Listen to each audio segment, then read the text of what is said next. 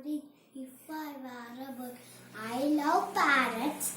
During our weekends, my parents used to take me to a place where there are lot of parrots. Whenever I see them, I wish if I were a bird and I could also fly like them.